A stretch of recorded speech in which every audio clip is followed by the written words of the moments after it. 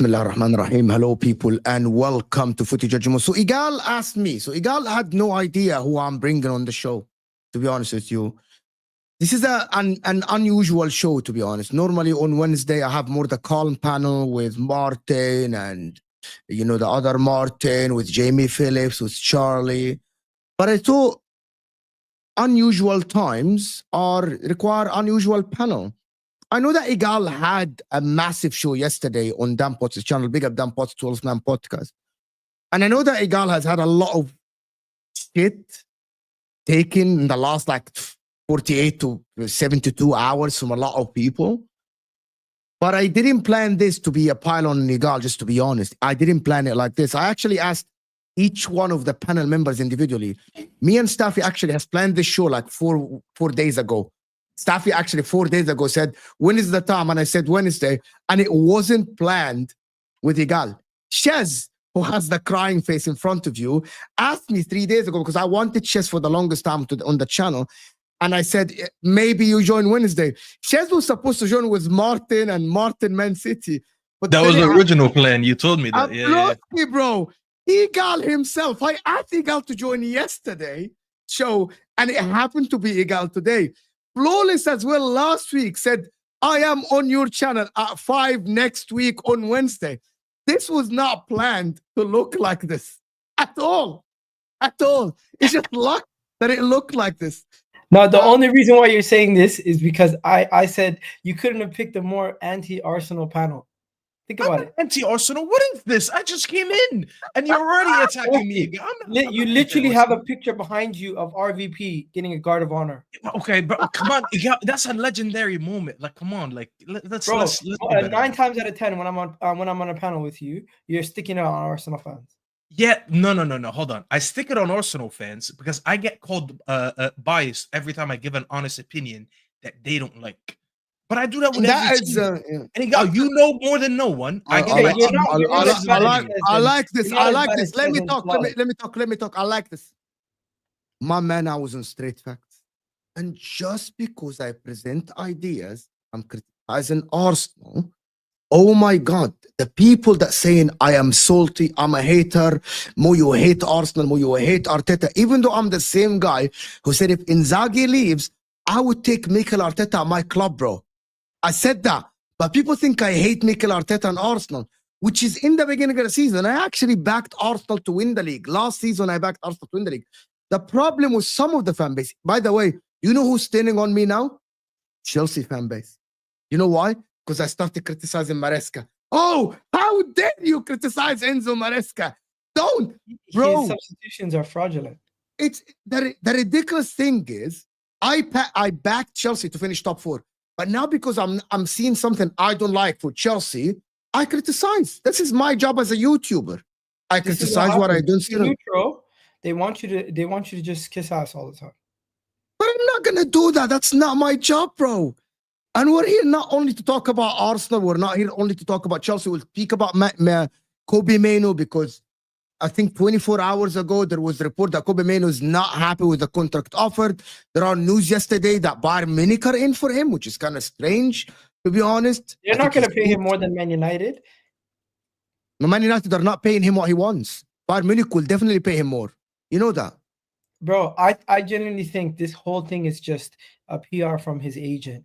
Kobbie Mainoo's not going nowhere. I agree. But what if the end, if someone offered Kobbie Mainoo more money than Man United and a better... Okay, can I ask you something, Egal, for real?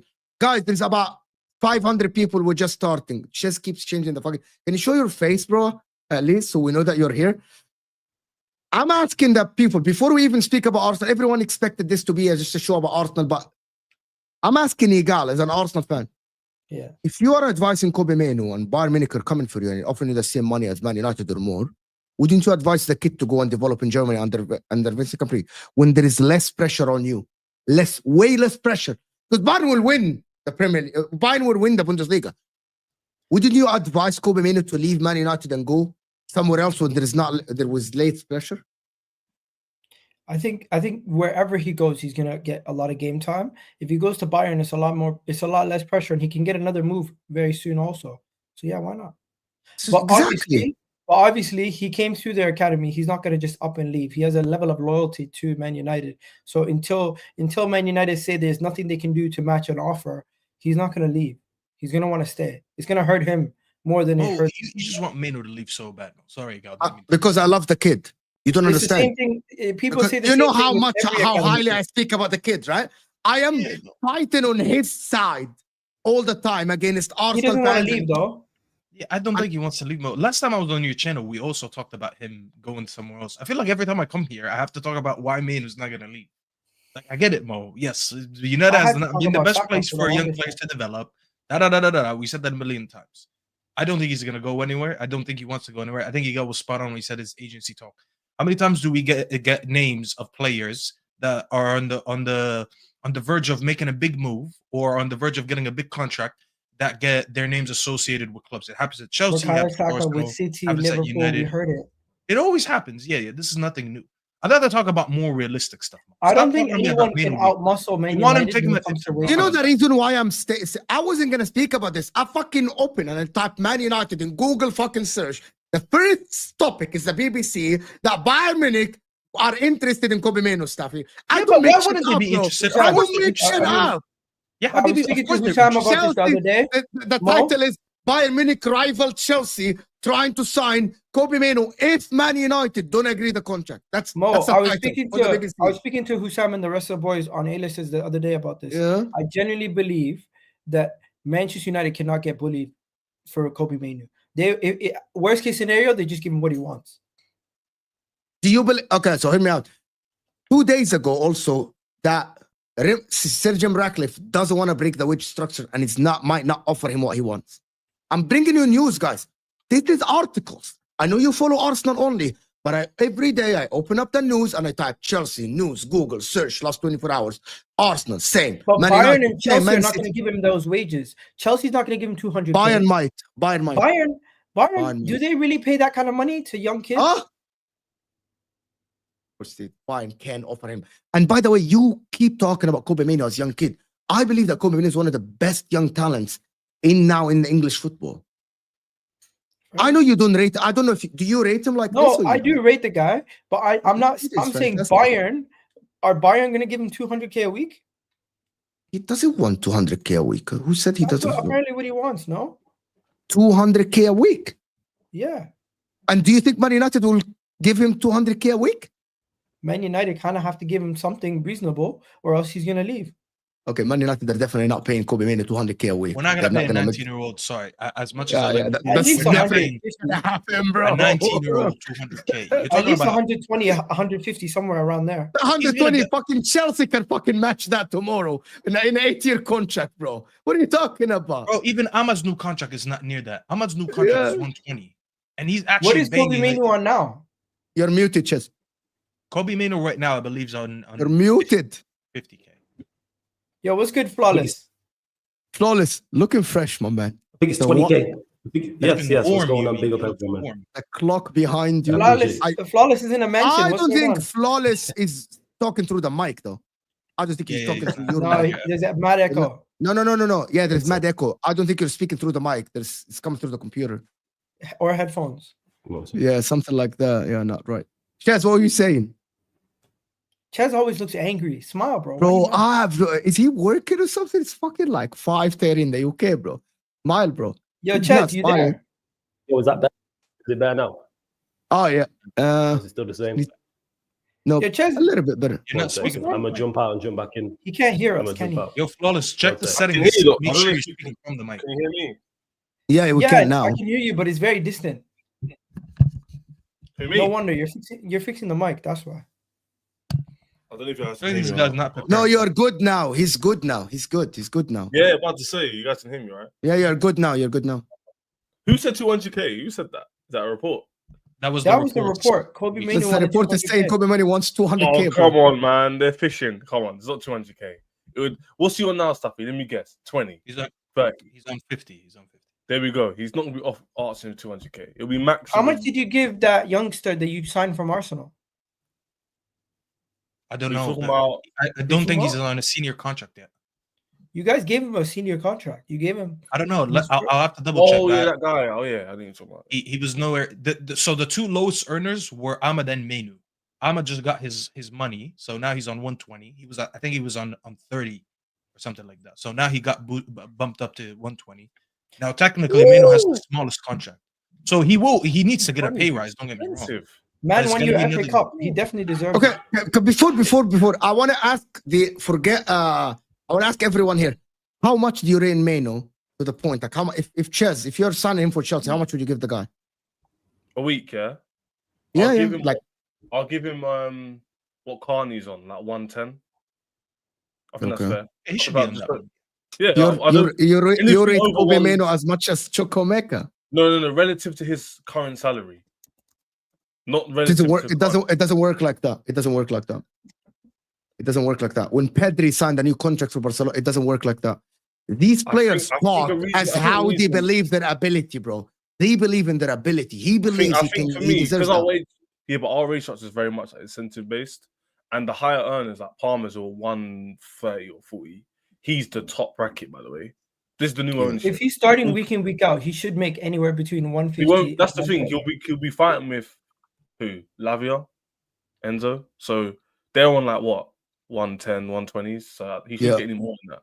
Mainoo's so on 110 20 fair. right now. I was actually lying. He's on 20. I knew it, Staffy. I said this. Wait, he's on 120. He's on 20. Yeah, Oh, I said okay. 20k. I saw a report. It's like 25. So, yeah. 20K. Yeah. I probably mixed up between the contract. He doesn't I deserve just to know earn they were 100K. You're gonna give him 6 times his wages. I wouldn't, Yeah. Egal. I wouldn't. 6 times If his it's wages. 50k, I'll bump it to 110. If it's on 20, maximum 95. Max. Because He he's on hasn't earned- 20K, yeah. they're gonna try to cheap him out. But really and truly, he deserves way more than 100K right now. Nah. He's delivering better than some of your senior players. Yeah, I agree. He first of all, we were trying to restructure all our wages. That's why you look at the likes of Rashford, Anthony, Casemiro. They're all trying to get sold because we just the contracts under the Glazers is something that number one Indies don't agree with, and rightfully so because we're just paying way too much money for players that haven't really accomplished anything yet. You shouldn't be paying any I actually think you're 19-year-old. all mad. Actually, Right, what are you saying? What do you think he argue. should get? What do you think he should get? let me finish Staffy and then I'm gonna tell you guys. All I Okay, was okay, going to okay. say is Go on, Steph. when you're 19, you shouldn't be getting paid over 200K because, like, what is the threshold from there? Like, let's say he becomes a world-class player after you put him on a 200K contract. That means in about a year or two more, now I need to double his salary again. So by 21, 22, you're making like what? Casemiro money, 300 plus, 400 plus. Like you have to leave a little bit of a gap between being a good player and being one of my top earners. So when eventually you earn that money, I can start putting on that contract. Because I'll tell you what, at some point, if Mainoo is the best midfielder in the world, and United are paying him $350K a week, no one is going to sit there and be like, oh my God, that's a crazy wage. They're going to be like, you know what? Fair enough. He earned his money. He earned that title being the best midfielder in the world. Now he's getting paid like he is one. But when you start paying crazy money at 19, you leave such little threshold for you to move up to that. Because what kind of boost I could give you if you're already on 200K a week at 19? Like what is the max I can ever reach? You know, because I'm not going to be able to put you on like Frankie De Jong money. Listen, or Staffy, that crazy contracts that if you guys offer him more than 100K, that is extortionate. And I'll tell you why. No, I would give him what you said. I agree. It's with not you. extortionate. 120K. I feel like one second. I feel like he's earned. He said what one good spell in a year. It wasn't a consistent year. It was about, let's say, all in all, but like 7 months, whatever. He's only played 1 year of football, anyways. There we go. So that's what I'm trying to say. He hasn't had a full year of doing a mad. Like Cole Palmer had 1 year of a mad thing, and in between that year, he got bumped up already, and he got bumped up again beginning of the season. Cool. Mainoo is a little bit different. Attackers usually get a bit more money as it is already. Midfielders less so, unless you're exceptional like the Rodgers. But I feel like if this season ends and he continues at last season's level, 100%, he's a bona fide top midfielder. But right now, he's still a top talent, despite having a good half season.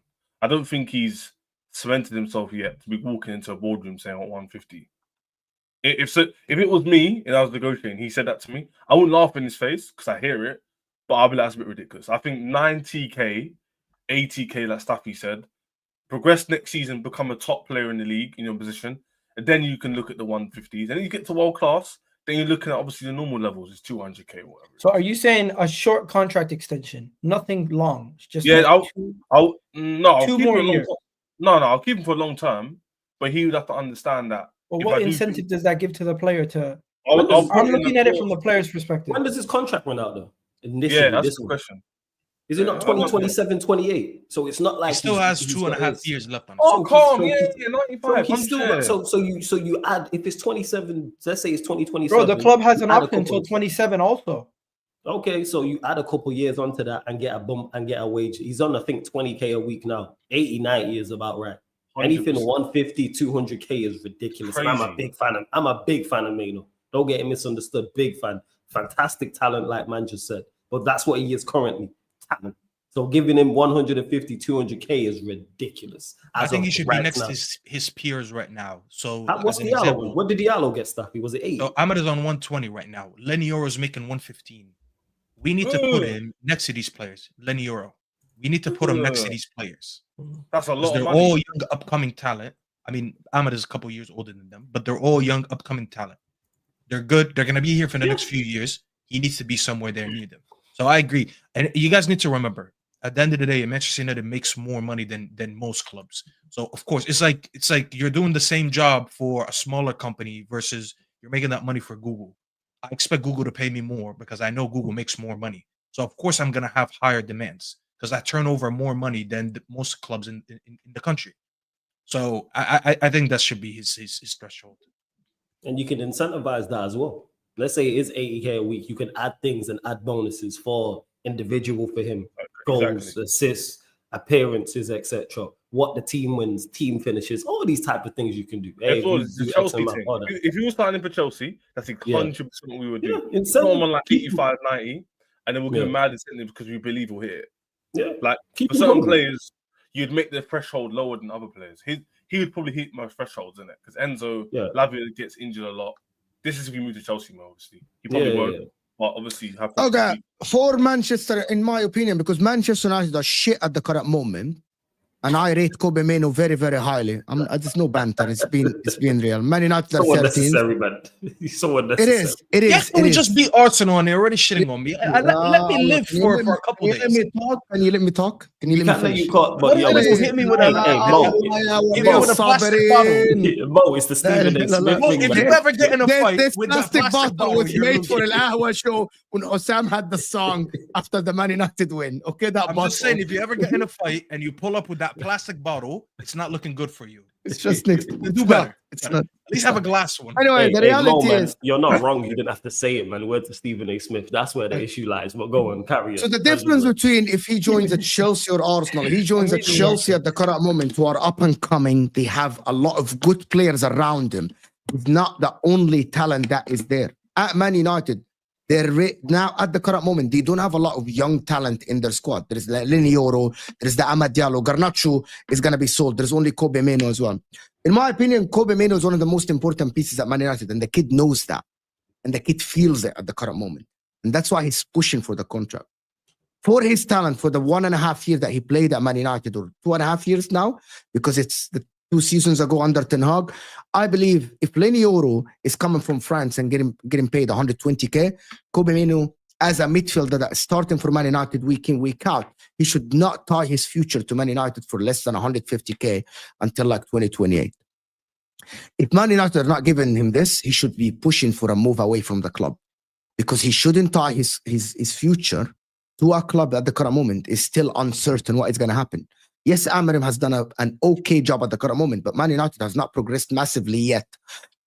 It's going to be an uphill battle. So this is why I'm saying the kid now has an opportunity to go to a Bayern Munich or a Chelsea, a team that is in a better place than Man United at the current moment. Maybe that is when he makes 120, because he knows there is a more chance. I'm just going to give Bayern Munich as an example. If he goes to Bayern Munich, there is a more chance that within the next 2-3 years, he can ask for double his wages. At Man United, if he ties himself to 100 or 120k or less than that, or 80k as Shez says, and Man United have not come out of the slums, he has no face to go and ask for an extension. Now we go to the dilemma, but you signed a 5-year contract. We bumped your salary to 80, 90k. Why are you asking us for more money or asking us to be sold again? The difference at Bayern Munich, within 2 years, because they're going to win 2 league titles, if he performs well, he can ask for a better contract. He can be performing very well at Man United for the next 2 seasons, and still Man United are not out of the slums.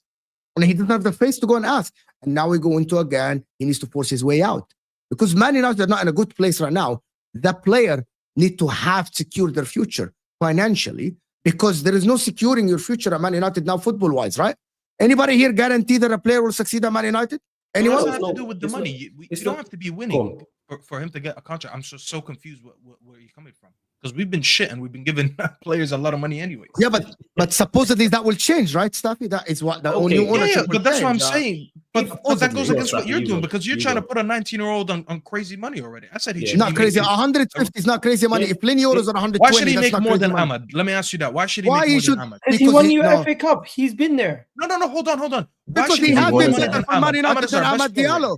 He has been better than Amad Diallo for Man United. He's currently better than Amad Diallo. Not currently, because you're shit now. Okay, whether he has been or hasn't been, it's not close. If he is that concerned about Manchester United, you know what you do? Put a release clause in your contract. If you are that concerned about fair enough. Man United is too big of a club. Fair enough. Release clause. No. If we are in desperate need, that most does, because I think most over exaggerating. You guys rejected Erling Haaland because of the release clause. Cool. Yeah, we did. But if that's the case, because we're Manchester United Football Club, the point that I'm making is if Manchester United are in that of need of Kobbie Mainoo and he holds all the cards, like Mo's saying, which I disagree with, that tells you all you need to know. Because if he was that important, we'd agree to the release clause.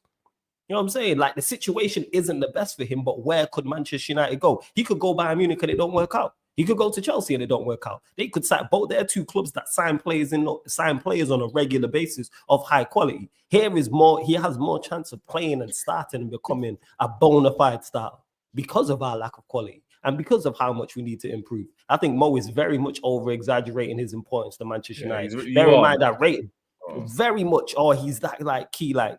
Manchester United. We're different. I think he can be your best midfielder, just like that. The thing is, it's not currently right now, but we're going to sign midfielders, though. We're going to sign. I like the player so much, Flawlees, that I think this guy can be a star, bro. I am a big fan. I agree with you, but we're losing Chelsea. He would actually we're losing Eriksen and we're losing Casemiro. We are going to sign players. So what's to say those 2 midfielders we sign or one isn't better than Kobbie Mainoo potentially? That's the point that I'm making. Like, until I see it, I won't believe it. Until I see it, I won't believe it. No one would have thought we would have signed Agate, and Agate would have had the impact he's had so far. Ugarte is not better than Mainoo. I'm not saying he's better. Different. No. Not even close. No. I'm not saying. I'm not saying. No. You're missing the point that I'm making. They do two different roles. You know what I'm saying? You don't want to listen to him. Pay attention to what he said. Yeah, I know he don't want to do that. I never said that Mainoo was or wasn't better than Agate. I'm talking about the roles that they do. Mainoo can't do what Agate does from a role perspective. Agate is a certified star for us. We sign midfielders of quality in the summer. There's no guarantee Mainoo's a star for us. Where's that guarantee? We're going to sign midfielders, and if we do what we're supposed to do, there will be competition for places. So hold on. You don't think Mainoo is a guaranteed starter for Man United? You think you can sign someone better than Kobbie Mainoo in the current window, for example, for Man United? In the summertime, absolutely. That's the plan, yes. That's the plan. Then. That's definitely the plan. So you think we're going to lose Eriksen and Casemiro, sign 2 midfielders potentially, and get no one who's better or close to Kobbie Mainoo? Is that what you think the plan is? That is crazy. Yeah, I don't think you can sign someone better than him. To be honest, that's how I highly rate Kobbie Mainoo. Cool, I think he's a fantastic, amazing player. Fantastic. We don't even play him in the right position. That's the craziest part, because he ain't a central midfielder. He's a final third player. He said it himself. And someone who knows about youth players and players who played in the youth team with him, he's a final third player. He said it himself. You think he's like a 10 or like an advanced 8, like an Odegaard? He said it himself in an interview. I had never played deep. He said it himself in an interview. I never played central midfield until I got into the first team.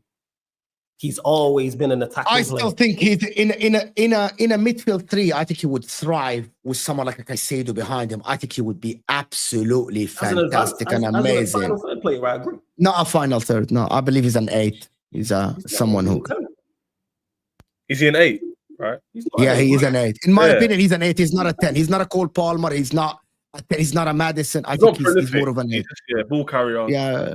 Yes. Passing, dictate the game, always an angle for your teammates, always an option. He don't dictate games, and I rate Mainoo. Mainoo's not a dictator of matches. I believe he can. He's a 19 years old, and I think he can. But why are we changing? Why are we taking away from what he's best at right now? What is he best at? What is he best at in your opinion? In the final third. That's what. Okay. What does that mean? Like shooting, scoring goals, or assisting, or all of the above. Like the goal against Wolves, which is a final third player. The FA Cup goal which you Declan Rice can shoot from outside the box doesn't mean Declan Rice is the final third player. I'm not saying that. Who said shooting from outside the box? When did Devilheads leave my mouth? He dribbling a couple of players. I genuinely believe that Kobbie Mainoo cannot be that guy. Rice don't dribble. Show me a clip of Rice. I don't think that Kobbie Mainoo is a final. We can agree to disagree. Show me a clip of Declan Rice going past 2 players. There's no clip that exists of that. So let's not do with the false equivalency, please. I really don't think that Kobbie Mainoo is a number 10 at all. He's in a final third player. So all his best attributes are final third. You said he dictates games. What dictate? When does Staffy, what do you think? Staffy, you're a United fan. What do you think? I think he's a mix of both. So I think he's I think his best. I just compared him to Declan Rice. You know what I'm saying? Like disrespect. No. He's not comparing Declan Rice. He's saying Declan Rice can score. Doesn't mean he's a 10. I'm just giving an example. He said Declan Rice can dribble. There's no clip of Declan Rice dribbling past 2 players. Declan Rice in 8. Nasty. Declan Rice going past 2 players. Megan, man, show me a goal that Declan Rice scored. Declan Rice doesn't have to do the fancy dribbles, but he runs past people. That's what he does. I'm not saying he has to do the fancy dribbles. I rate Declan Rice. The point I'm making is that is a false equivalency because they're not similar whatsoever. Declan Rice. Yeah, I'm just giving an example. Not everyone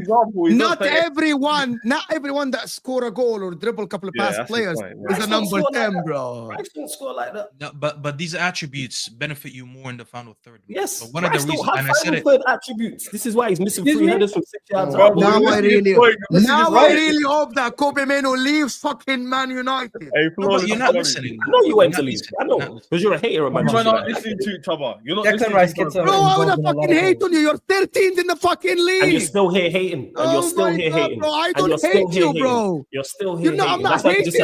You're still here hating, man. Bro, you are the team. You are Spurs have reached a Champions League final before you. Oh my God, bro. He's still here hating. Oh my word. I know he hates Manchester United. We see it, man. Entitled Man United fans again, bro. Entitled Man United fans again. Anyway, bro. Wait. Who's entitled? How am I entitled? Habibi, you're 13th in the league. Why would I hate you now? How am I entitled? Why I hate you? Because you're assuming that everyone hates you now. Not assuming you, Mo. It's not everybody. Oh, You. my I said word, specifically bro. to you. I didn't say Well, everybody. oh, my Don't bring word. everybody into it. I said Getting you. out of hand. There's no entitlement here. You do. That's why I hope he leaves. That's hate. Why would I you hope he leaves for him, for his sake. Yeah, Why would I you like leave the for his kid. sake? Why For you? his sake, Are because you he's the fairy better than your godmother of club at the football? current What are we moment. doing? He's What in are a we doing? better place than your club at the current moment. Yeah, cool. He is. And what's your point? That's why I wish the kid to leave you. I'll leave and go So where? he can, because I'll leave and go where? anywhere better than Man United at the current Oh, moment. but you want him to be in a good situation, though. So what, you want him somewhere where he's going to play week in, week out. Where does he move to? Where Maybe he can go to Bayern Munich, Barcelona. Does he play week in, week out there? Does he play I week in, believe week that out he at goes Bayern to- Munich, I- at I Barcelona? believe the kid's ability. Does he play week in, week out at Barcelona and Bayern Munich, since you care so much he about his football can. ability? He can. No, Yeah. not can. Does he right now? If he moves to Barcelona right now, does he play week in, week out? Playing 25 games at Bayern Munich at the current moment. Okay, let me answer you. Playing 25 games to 30 games in the season for Bayern Munich is better than playing at Man United at the current moment now. Does every he play single week minute. in, week out? That's what I want to Habibi, know. no, I answered you. Might not. Nah, listen, Not okay, guaranteed. he doesn't. No, But he it doesn't. don't. Thank For you. me, All right. Well, you care about his football, but you want him on the bench. You care about his football, but you want him on the bench. I hear you, man. I never said. I'm gonna let you I hear finish. you. We don't interrupt each other. Go. Are you done? Me saying that he should go to Bayern Munich, even if he doesn't play every game, is me looking out for him. Because I believe, let me put the statement out, 25 to 30 game at Bayern Munich is better than playing 38 games every single minute for Man United at the current moment. Okay. That's my logic. Does that make sense? Cool. Yeah, we makes move sense. on. We're going to move on for Kobbie Mainoo now. Yeah, of course. Yeah, Let's you're talk going to about hate the segment, Arsenal, man. It's cool. No, we're not going to talk about Arsenal yet. You're the last point. We're not going to talk about Arsenal yet. Chelsea talks to settle secret payments case from Abramovich era with catch, no point deduction. Martin Ziegler, yes. Chelsea are actually escaped the PSR, of course, like they do all the time. Like, of course, they did always. They sold another hotel. What they do? No, it's called being smart. Other clubs just don't do it. It's your fault. Get your money up. Simple. Guys, before we talk about Chelsea and Enzo Maresca being found out or not, because I said that, I said he has to change. Chez has not, I'm not sure your opinion. I haven't spoken to you for a while. But listen, guys, there's about 650 of you here, and we aren't even on 200 likes. Can we get the likes up, people, and all these guys' channels? Egal channel is in the description. The Sarcasm City TV. If you haven't subscribed, you're living under the rock. Content daily, of course, with Flawlees and the rest of them. Chez's channel. Are you being consistent again with content? No, I was on holiday for like 2 weeks, so I wasn't. YouTube doesn't know holidays, even though I'm on holiday. I know. There's no rules. There's no rules doing it. So, content doesn't know holidays. And of course, the one and only Staffy TV with his brand American Waffle, of course. So all these guys' channels in the description. Guys, let's get to 200 likes. So 300 likes because there's 650 of you here. Have you turned on Maresca yet? Nah. Nah. Are you at least criticizing him?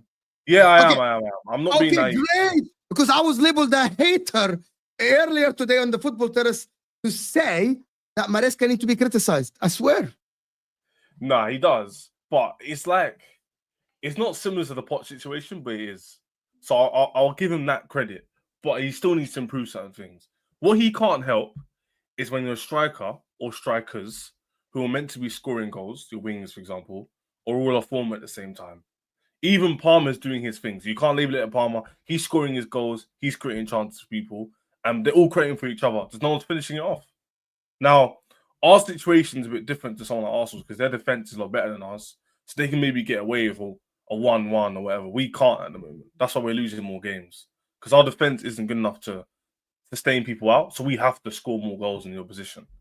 That's usually how we win on most of our games. So if we're not keeping clean sheets, we usually have a draw or we lose. Especially if we don't score. Simple logic.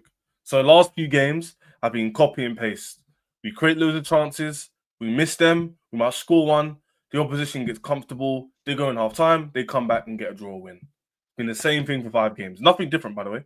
The same game. Now, you can blame Maresca for the subs. Maybe they came on too late. But yesterday, his sub, Reece James, saved us the game. So you got to keep the same energy both ways. You can blame him for not rotating enough with some players or over-rotation in other areas, like the centre-back, for example. The young guy started yesterday. Should he have started? Hindsight's lucrative. We don't know. But at the end of the day, the results ain't happening. And when results don't happen, you blame the manager. Unless it's similar circumstances, but it's not. So for me, we definitely need to sort the striking position out. I think that would cover a lot of gaps. And I've been saying this for the last 5 years. Okay? I've been saying for the last 5 years, Chelsea in the privileged striker. We bought Lukaku, didn't work. Since then, we've been on and off different players. Jackson, first half of the season, when I speak to you, Mo, if I started going on my channel a lot more, he was prolific. He was scoring what? Every other game. And everyone was like, rah, he's changed. He's more efficient. And then literally, since Brentford, the game I went to with the Mandem, he hasn't scored. We scored once. And that literally is the difference between us being in top two. Maybe the problem is you. It's fine. Yeah, maybe it's me, exactly. If that's the between us being top 2 and fourth for a cheeky. Like, man, don't interrupt me, yeah? Yeah, you see, I'm most stays, you know. This is why I'm on most stays. He's the one who put this out there. He's the one who said, since the game I went to, he hasn't scored. Why would you put yourself in that conversation? Yeah, I don't know why. But anyway. The point is that it's literally, I'm not going to say it's like his fault, because it's not his fault the ownership haven't bought another striker, right? But him not scoring goals is the reason why we're in this position. Because we've had so many chances to dead off the game. I don't care about Maresca's subs. Because even if he makes 80th minute subs, we should be 2-1 up anyway with the same tactics.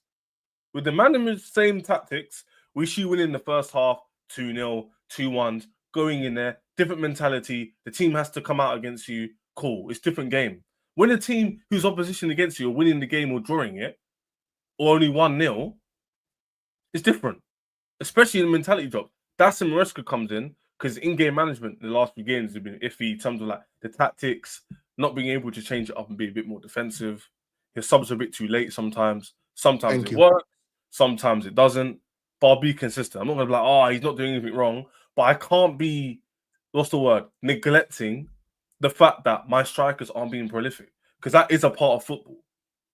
That is a part of football now. But you're acting like the games are 45 minutes only. So because your strikers, which is what people challenge me on this. Because when I spoke about Chelsea, I said exactly what I said. Yeah, strikers should finish. But doesn't mean that football ends at 45 minutes. If the game is at 1-0, why is the manager in the second half not securing the win? Why the midfield is wide open still at 1-0? Why he doesn't make enough changes in the game tactically? Yeah. Like Bournemouth in the second half. That's a good issue, because that's a good point. So interrupt you, Murray. That's different. I didn't speak on that. There's a lot of underlying issues as well that he doesn't trust the squad. So a lot of players which should be coming on the pitch, he doesn't really rate as much as the fans do or the directors do. People like, for example, KDH, Carney's, Vegas, the players that we thought would be squad players, he actually doesn't rate. Now, that could be a good thing because he wants higher level quality, which could benefit us in the long run.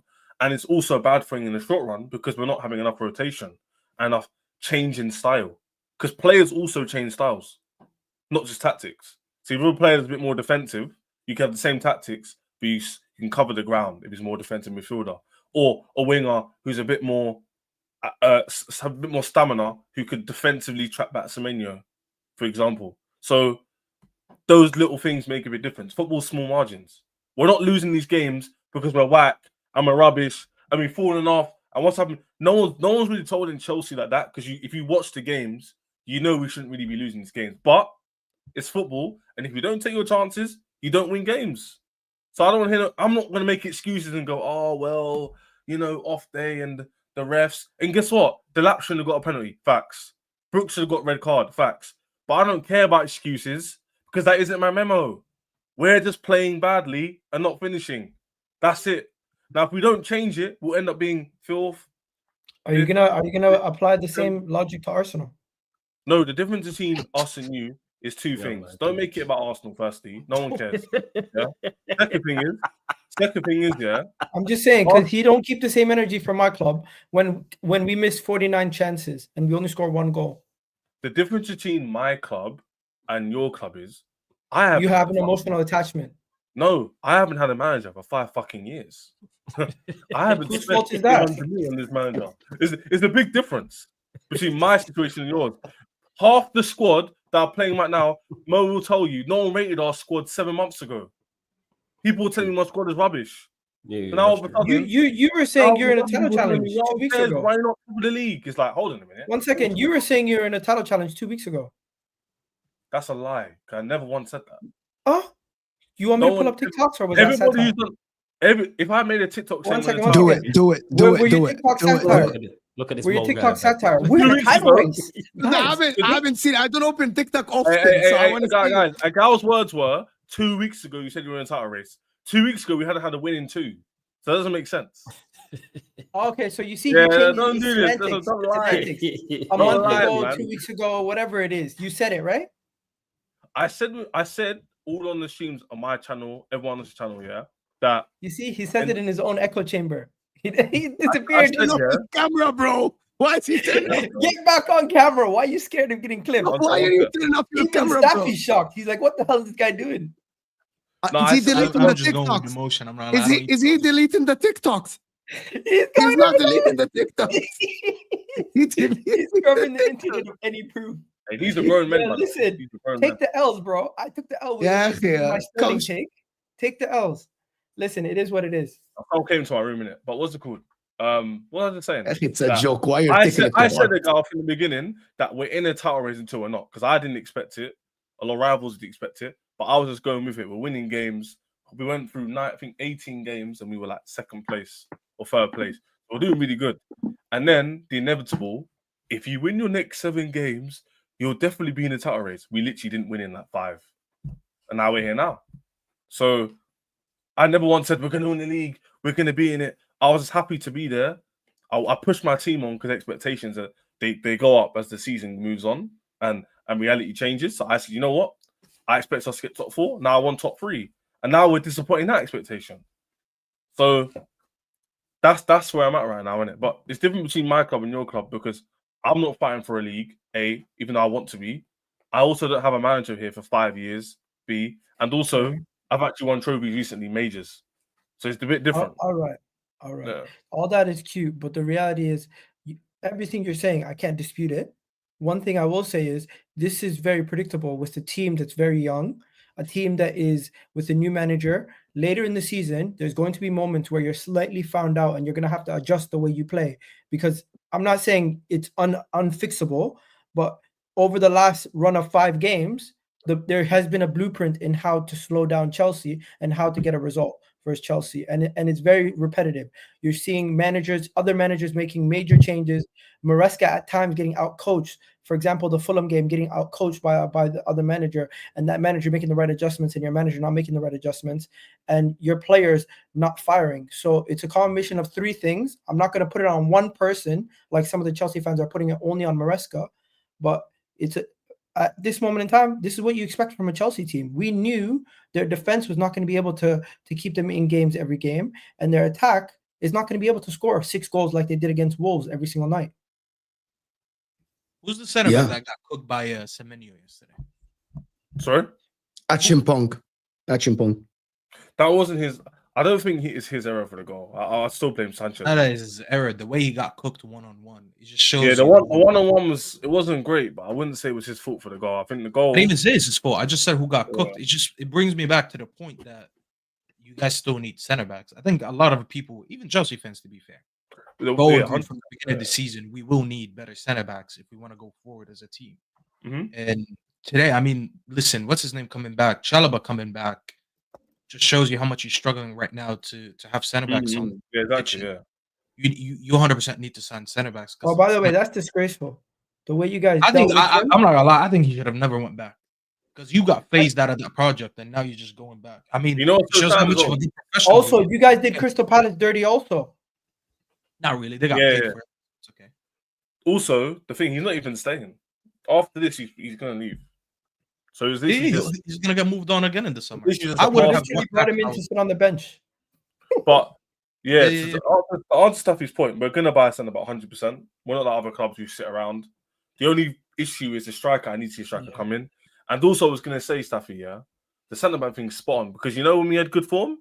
Is when we had our spine. Fofana, Lavia, Jackson. 2 of them went. What happened? Fair. So when you get injuries, there's a whole added. No. But that's not an excuse, Egal. I'm not like other fans. I'm not going to name names. I don't use injuries. Refs. You just used injuries as an excuse. No, Egal. No. Egal, are you listening to what I just said, or what? Egal, he just said. Are you listening to what I just said? Am I going mad? That is not an excuse.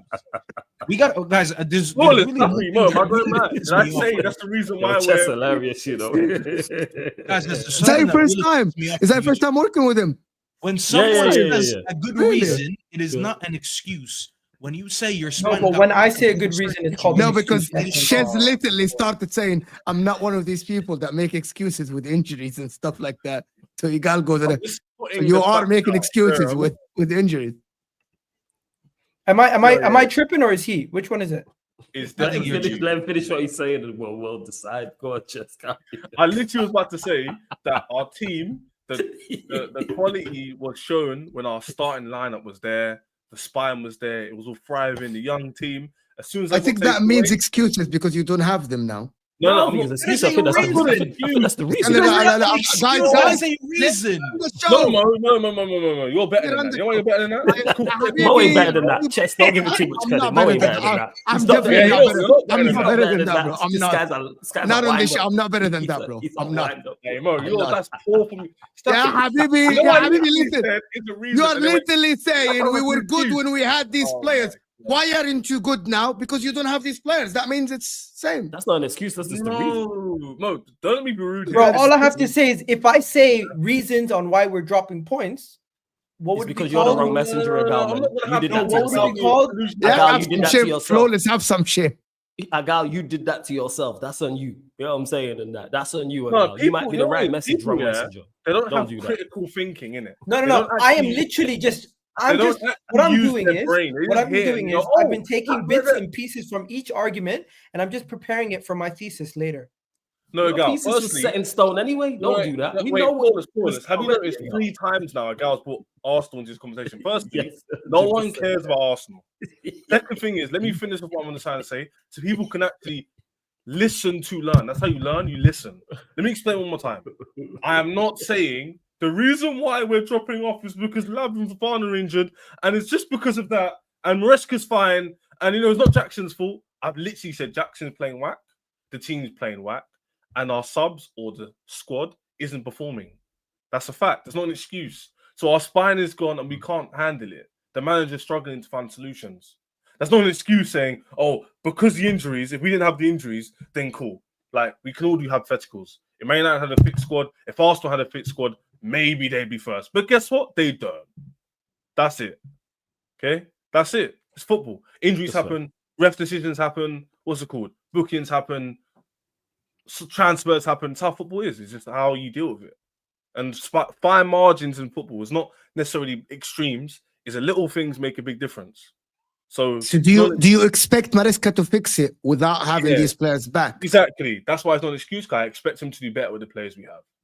But I will give him the what's the word you were saying? Grace of we do need a prolific striker, because without that, it's a bit difficult for me to defend the club when you're giving him Jackson, who's not a prolific striker, to be the main guy. Even though he proved us wrong halfway through the season, right now he's playing whack. And we all know Jackson's competition and Kuku's going to leave. That's a lot of money you're going to bring in. There's no excuses. The board needs to buy a striker for me.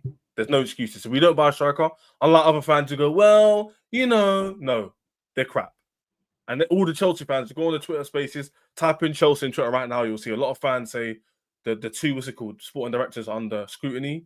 A lot of them are calling them out for not getting a striker, for messing up Chalobah, like I think Flawless said, or Staffy said with Sons of Crystal Palace. So people aren't happy, despite the fact we're fourth, and despite the fact we're only 4 points behind the teams fighting for the league.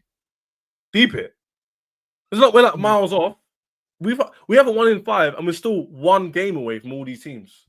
But you're 2 points ahead of like 5th or something like that. Yeah, there's 3 points ahead of Bournemouth as well. You can look at it from other ways as well. Exactly. So my point is that can't Palace can't Newcastle overtake you today?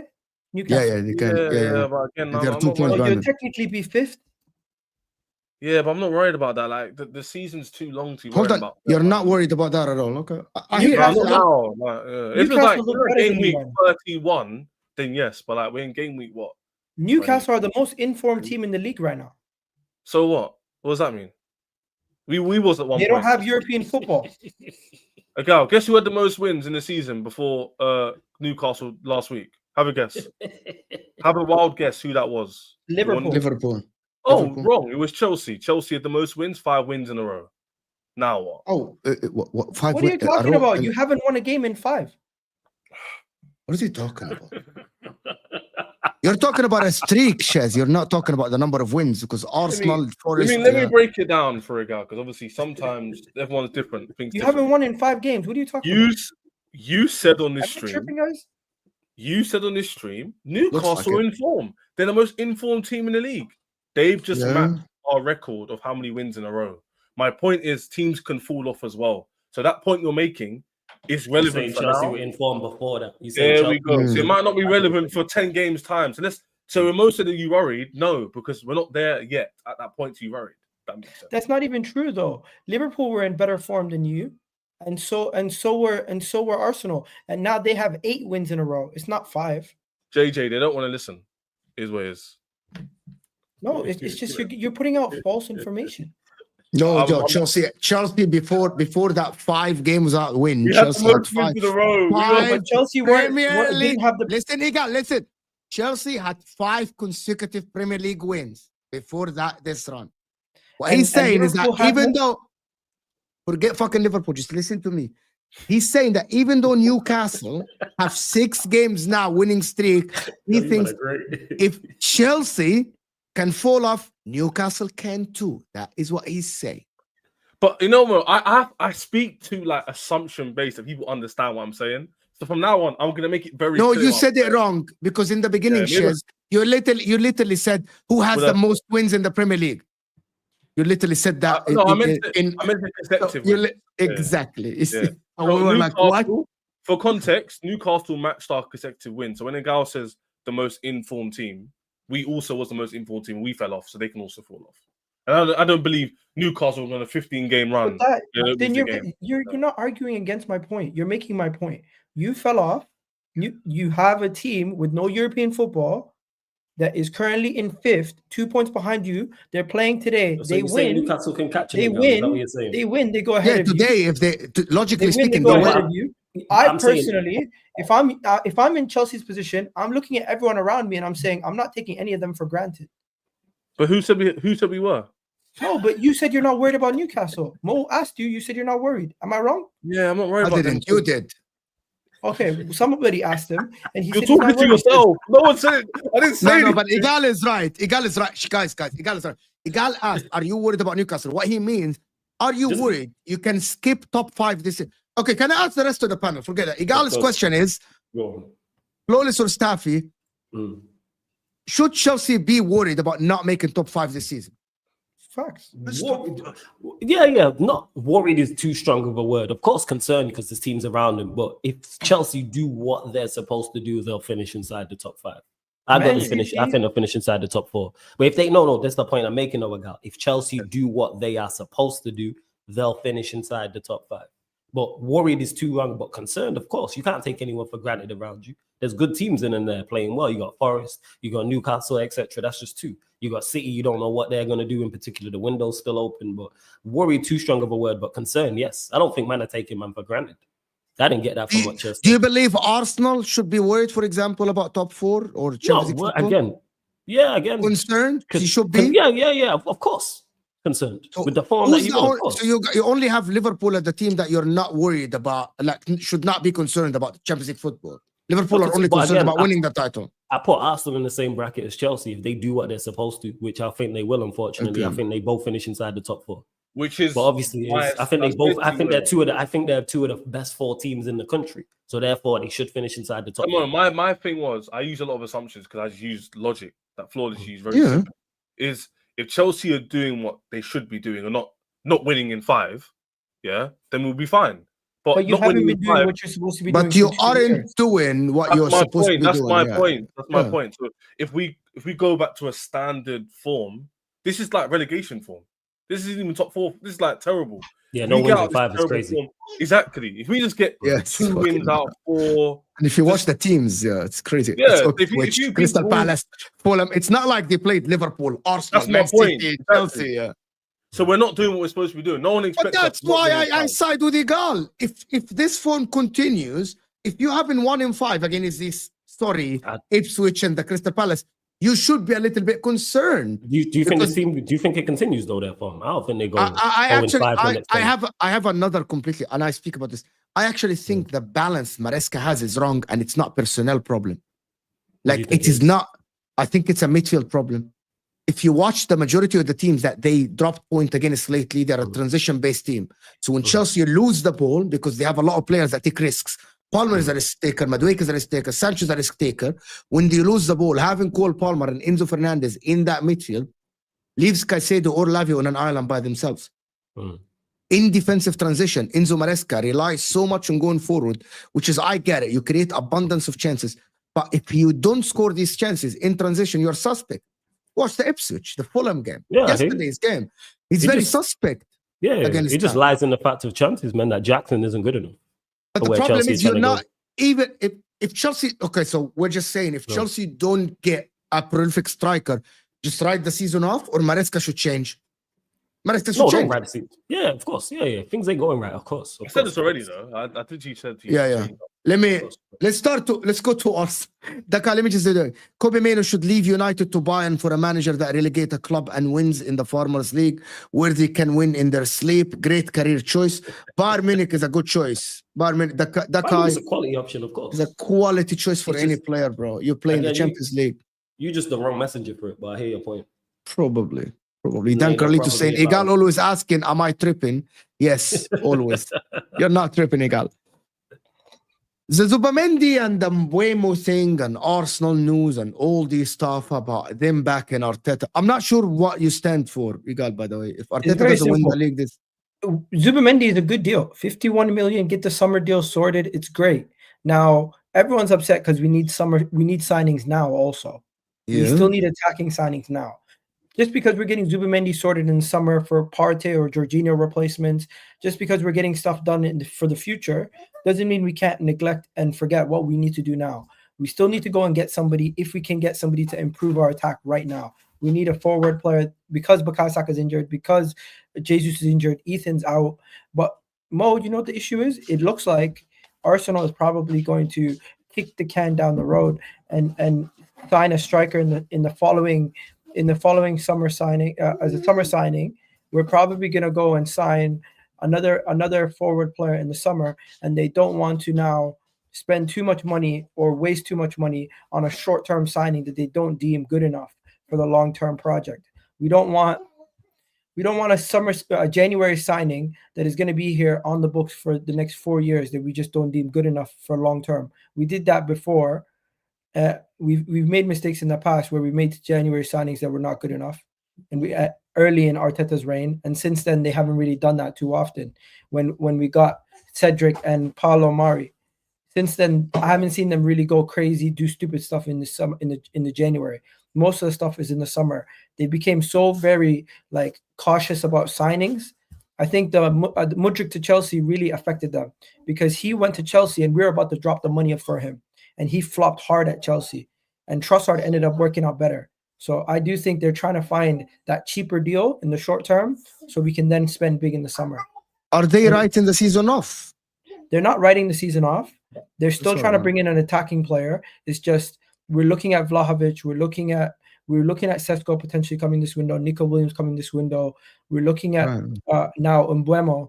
They're still looking at attackers. They were looking at Cunha. There's a lot of talks about attackers, but no bids have yet happened. So I don't know when they're going to officially start making bids, or if they're serious about even signing an attacker. But Jesus' injury has really made that the forefront of their mind, and has even made the Cronkies have an emergency meeting.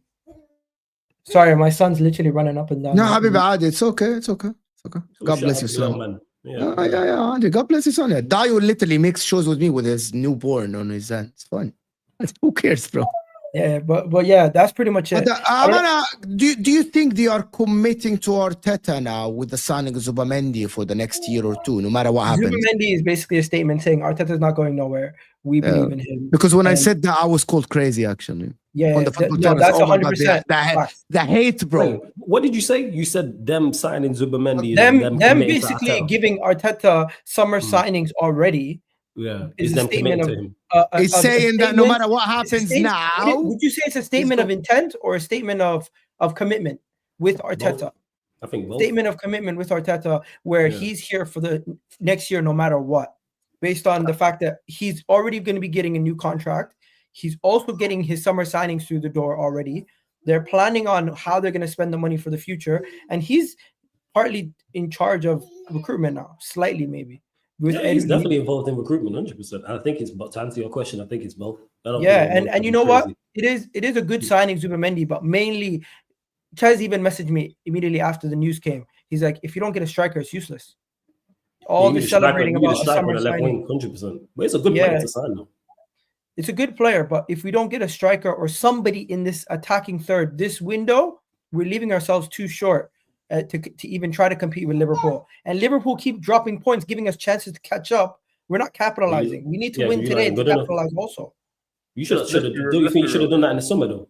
You should have done that in the summer, in the attack. Flawless, 100%. We did not we did not do enough in the summer. We made mistakes. I think some of you guys, Staffy and Chez, were telling me Mikel Moreno's not good enough. That's not enough, and I was wrong because I thought my squad was good enough. You know what I thought my squad was good enough. I remember you two specifically saying this is not good enough. You should be angry, and I was like, you know what? I was content. Maybe I thought this team wouldn't have major injuries to Odegaard, Saka. Maybe I thought these guys would have been able to weather the storm. But even with all the issues we've had, we still have a chance to win it. We cannot throw away the season. We have to go and sign somebody. And Mo, if we sign somebody of quality in the short term that can kick us on, maybe a Vlahovic, maybe somebody like that, it could give us another option that could bang in some goals for us. That's what we need. Let me ask you, Mo, why are you desperate for Arteta to be sacked? I'm not. I'm actually not. Not you at want all. him to do well. Yeah, I want Arteta to do well, but it's great for content purposes. I see you, man, Mo. I know. But the problem is people don't understand that if Arteta is not winning anything this season, if Arsenal want to treat themselves as a big club, they need to get a new voice. And if you don't think like that, and you just keep continuing in backing a manager that haven't won, you are literally telling the people, we are happy with challenging with this manager, no matter what the context is. And but the people that I say, don't think that's what they're saying, though, Mo. I think what they're saying is, then, because maybe enlighten people what I'm saying as well, because people apparently know how I'm thinking. Go ahead. I think the board and Arsenal view this situation as we're so close, we're not going to restart and get a new manager in. We believe that we're missing that forward attacking player. So go and get us. You know what? Let me compare this to Liverpool because people keep comparing stuff to Liverpool. Liverpool signed Van Dijk, Alisson, and Fabinho in one window and went from a team that was nowhere near the title to like that, right? We did something where we went from not even in top 4 to getting into title talks, and our team was still not good enough. Now that our team is up there, we have the defense, we have the midfield, we're still strengthening the midfield. If we go and get 2 more attackers, say a Sesko and a Nico Williams in the summer, and you have Sesko, Nico Williams, Saka, behind them you have Trossard, Havertz, and Martinelli, now you're talking about a forward line that is up there with some of the best in the league. And that's what we need to finally be in that conversation. And difference makers in the final third. Hold on, horses. Did he just say the summer? Yeah. Did I hear that wrong? Yeah, that's what I said. So another year. No. I don't think we're gonna make the adequate signings in this January to get us to that level. The best we can do in this January is either a loan for Sesko, a loan for Vlahovic or something like that with an option to buy. That's probably the best we could do. And why would Juventus even give us Vlahovic on loan? Yeah, why would you trust them to get a striker in summer when you needed one last year and they didn't do it? The reality is I don't know if we can get Sesko right now. I don't know if we can get Sesko right now. No, I never asked you about right now. I'll ask you a very clear question. I'll ask you again. Why do you trust Arsenal to buy a striker in this summer if you needed one last year and you did not buy one? Simple, because Jesus is going to be leaving because we clearly have more forward players leaving. So you're doing it out of necessity, not actually that. No, we're doing it now because in the past they still believed in certain players. They now no longer believe in those players. So you believed in the guy who didn't score from January? Yeah, they still trusted in Jesus and Havertz to be our crazy. Trusting in those two is crazy. Also, don't forget, they were on the books. They were on 200K. One guy's on 200K, the other guy's on 275. So and whose fault's that? Unless they shifted those guys out of the team, they weren't going to go and bring somebody else in. Now, I believe Sterling's going to be leaving. Maybe Trossard's going to potentially leave. And Jesus, he's not going to be playing until next year, wherever he is. So we're probably going to give him another extension just to see out his injury. But overall, Arsenal are going to go and get a striker. Arsenal are going to go and get another forward player, and probably Zubimendi and maybe one more. In terms of your starting 11, if you were to buy Vlahovic in your scenario, where does Havertz fit in? The guy who's on 275k a week. Havertz can rotate. He could either be in the midfield. He could either be in the midfield or out of the team. But do you see what the problem is? Like, this is what I'm trying to get at, is that you've mentioned a lot of hypotheticals. You mentioned a lot of hopium, a sort of hopium, where it's like next summer we'll buy this and it'll be perfect. But here's the problem: you've already got a problem with the wages as it is, because the striker who's going to come in is probably going to be of quality, and he's going to definitely demand more than Kai Havertz. That's the first thing. The second thing is, why would your board be trusting in a player who didn't score from January and the guy who got 13 Premier League goals? Another problem is your club is very, very much PR, and they're very reactive rather than proactive. It's very convenient how in a really bad spot, Arsenal fans are crying online. And what happens, Flawless, Staffy and Mo? They release a fucking signing for summer. Like clockwork. And literally, you would think the Arsenal fans would see it as PR. That's good preparation. If this was me, we're in a bad run. Guess what happened yesterday, Mo? Chalobah's recalled. Do you think they're stupid? They really know what they're doing. They know what they're doing. They do. Chelsea PR literally said, "Oh, we're losing games. Listen, cool. What can we do? Chalobah PR, cool. Let's bring him back. The fans love him. Get back. Chalobah's not PR, bro. That's an emergency move. But when they did it, Egal, that's my point. It's all timing. It's all timing. And the fact that Zubimendi got released and he's not even getting signed now. No, but bro, I'm giving you good points, and you just want to banter me. No. Hold on. Let me step in here. I get your point, but the main issue is Arsenal do not want to go and sign somebody in January just because, and then end up having that player not be good enough. They're not 100% sold. They're not 100% sold on Vlahovic, basically. They're not 100% sold on Solomon. What Egal say on paper is fantastic. This team needs a prolific striker, a Gyökeres or an Osimhen. If they go and get Nico Williams and Zubimendi, on paper, this team is complete. Yes. On paper, this team is complete, right? Saliba, Gabriel, Timber, Calafiori, Lewis Kelly, Rice, whatever, with Jesus leaving. It's a fantastic and complete, right? Here is one question. Is Arteta the right guy now to be trusted with this team next season? Or can you go and find your Arne Slot? You know the answer to that question, Mo. We all know the answer to the question. Come on. I'm being serious, Egal. People ask me, why Mo you want Arteta sacked? I don't. Who would we get instead of Arteta? Listen, Arteta's a fantastic coach, and he took you way far, by the way. You were in the mud, bro. And he took you to challenging. We're talking about Saka. We're talking about him developing a lot of these players, right? He has done a fantastic job at Arsenal.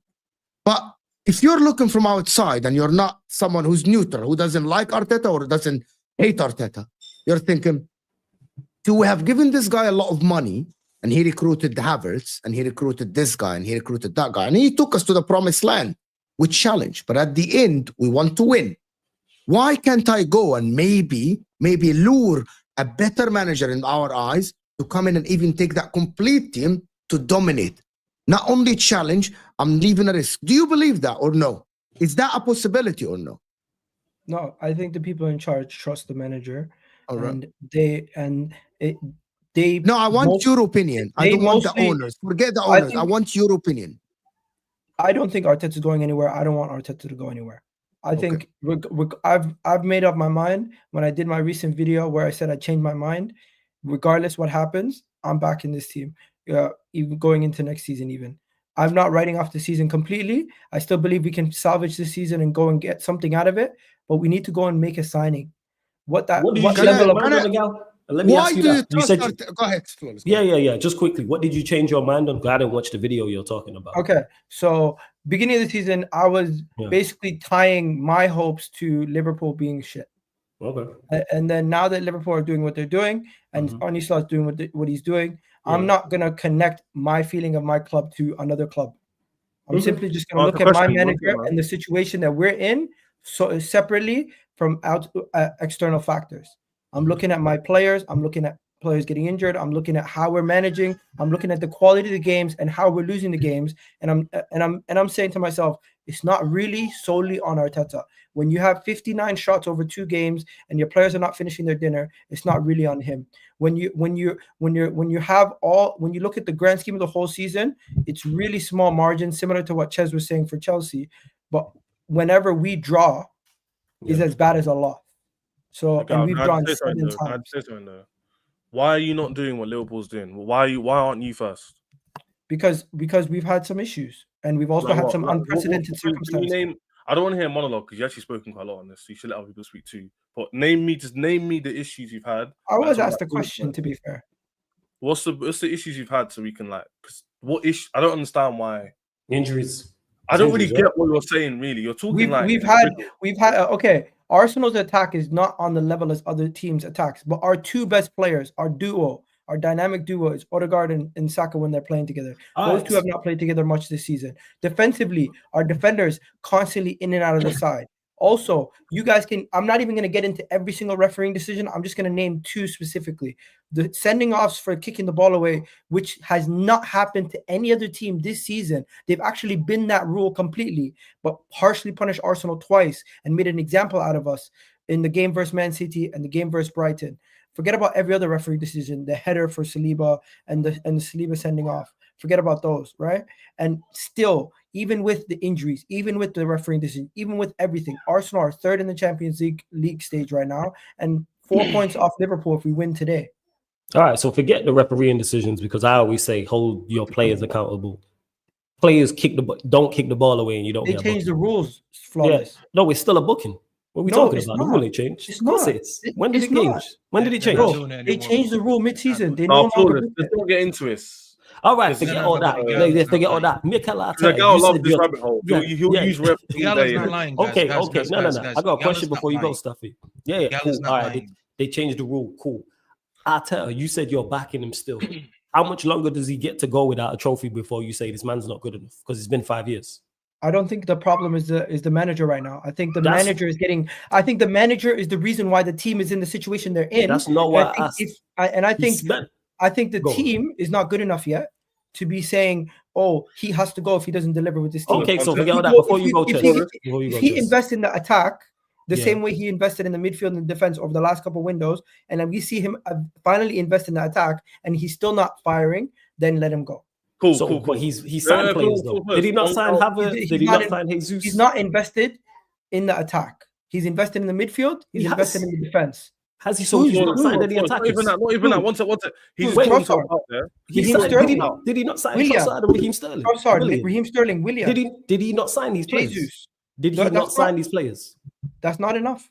No. Go. Not even that. One second. Wait. We ain't bypassing that. Did he not sign those players? Yes, he signed those players, but those players, so that's on him. Those players are not on the caliber of the same quality that we brought into. So whose critique then? Does he not deserve to? I think it's on the ownership. I think it's on the ownership and the back room because he wanted Isaac. Before you go, Chess. He wanted Isaac in 2022. Yes. Quick history lesson. They didn't give it to him because they said that is 15 million over our valuation. Cool. Stupid. Then Rafinha, we didn't get him. He went to Barcelona. Vlahovic, we didn't get him. He went to Juventus. Nico Williams, we didn't want to pay 300K a week. Then you go to the next person. You're telling me about players you didn't sign. I hear that. That happens to every single manager. The point I'm making is the attack. Don't say he hasn't invested in the attack when you sign multiple attackers. Let me give you an example. He's invested 65 million in the attack. It's more than 60. It's more than 65 million. How much was Trossard? How much was Trossard? Million on a free. Million on a free. Okay. Marquinhos for 3 million. Okay. Raheem Sterling on a free. Okay. Jesus for 45 million. Yes. And Havertz was 65 million. No. Havertz was signed as a midfielder. Now Havertz is signed as a midfielder. Okay. Trossard for 21 million. When you actually look at the signings made in the attack, 65 million for 5 years in the attack is ridiculous. Havertz don't count. You guys spent more on Rasmus Højlund than we have spent in our attack for 5 years. That's not the case. You just said, is that not crazy? No. Enough talk, please. Enough PR, please. You just said before, yeah. That's not PR. That's the actual truth. This is what you said before. You just answered Floyd's question and went, "I'm blaming the owners." Because apparently, using your I'm words, not even blaming the owners. I'm blaming the people making decisions behind the scenes. The hierarchy. The hierarchy. Let's use different words. Hierarchy. Yeah? You're blaming them. Yeah? You said that. Let's clarify this. You said that. Flawless is arguing a factual point, which I agree with. Most people agree with him. But you disagree and say it's not Arteta's fault. He's doing what he can. Your words were, he's doing what he can despite of the hierarchy. Facts is what you said. So the same hierarchy you're questioning, you're also backing to get a striker, which you haven't got in the past 5 years. Why? Okay, let me answer. Because Jesus is out of contract, because Raheem Sterling's leaving, because Trossard is potentially leaving, and also Partey, Jorginho are leaving, and they're already saying they're going to go out and sign 3 players of quality, a striker, a left winger, and a midfielder. Those are the 3 priority signings. They're already being heavily linked to those 3 potential signings. So I trust them to finally address those key areas now, because when they had those issues in the midfield, what did they do? They got Declan Rice. When they had those issues in the defense, what did they do? They got Gabriel and Saliba. We've had key area issues before. We addressed them. Now that our team is pretty much close to being finished, I expect them to get those final pieces. Okay, can we stop now? I got a question. Stop. No, I've got back to what I'm saying. You guys are absolutely, guys, you're beating around the bushes. Let me ask the question. Let me start by Staffy. Do you believe Arteta is a good manager? Guys, that is the question that you have to ask Egal. Egal is saying yes. You guys don't believe he's the promised manager, right? I think he's a good manager, man. But is he a manager to win them trophies? Yes or no? No. Thank you. Yes. We know this. I know this. We're talking about Egal. We're not talking about Staffy, do you believe that Arteta is a manager that if he's given the tools that Egal just presented, can win them a major trophy? And I mean a Premier League or a Champions League. Simple. Otherwise, that is what a big club wants, right? A Premier League or the Champions League. If Man United tomorrow don't believe that Ruben Amorim can make them win the league or the Champions League, Man United is like, oh, screw this guy. We want a different guy. It's very simple. Yes. Every club. So Staffy, that is the question. Simple. And by the way, the people in the chat can answer as well. Go ahead. No, I agree. And I hope I get to speak for more than 10 seconds before Egal and Ches jump back in. Because I think I've been sitting out for an hour now. Well, I've never sat for this long on a stream and barely said anything. But no, listen, two things can be true at the same time. I think Arteta is a good manager.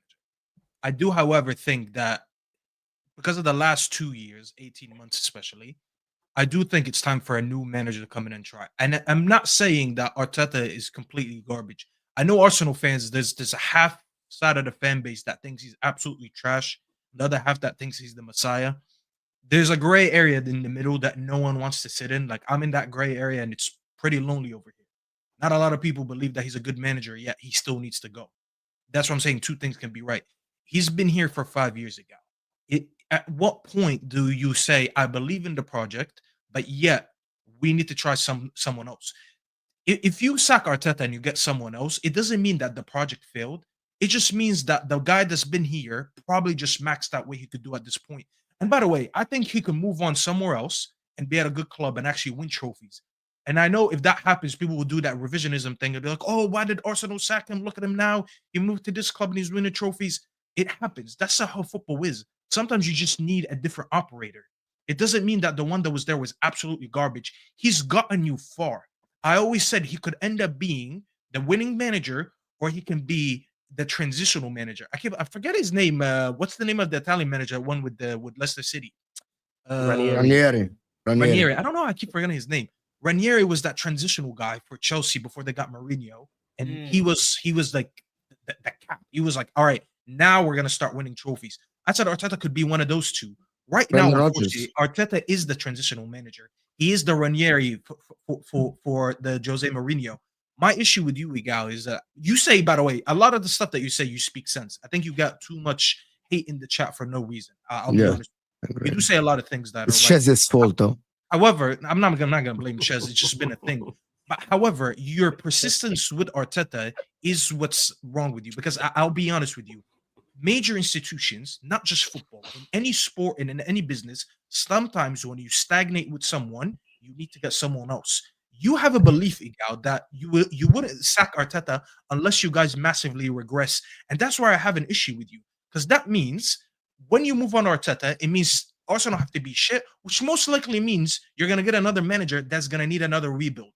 That's where you're absolutely wrong. I think there's enough tools in this team where another manager that comes in adds a couple pieces to it, and you could continue to compete, and maybe, just maybe, whoever that manager is can get you over the line.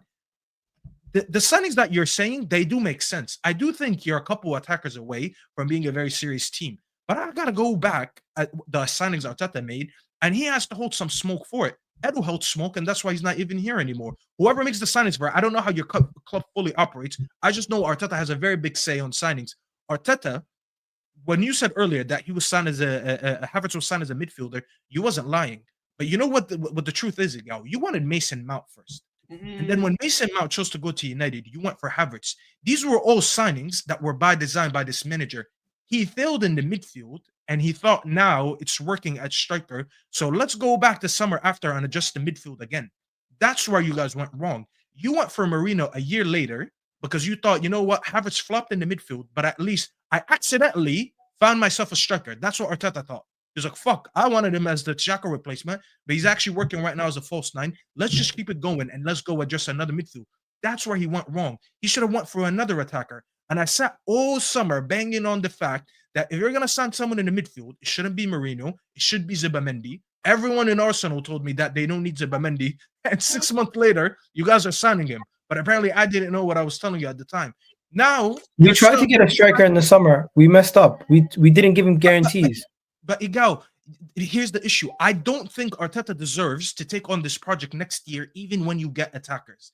That is the issue that I have right now. You do need attackers. Your team Why not? Because of what you said. Because of him not being the promised you just guy. maxed out the tries that you've had. Mo, like, here's the thing.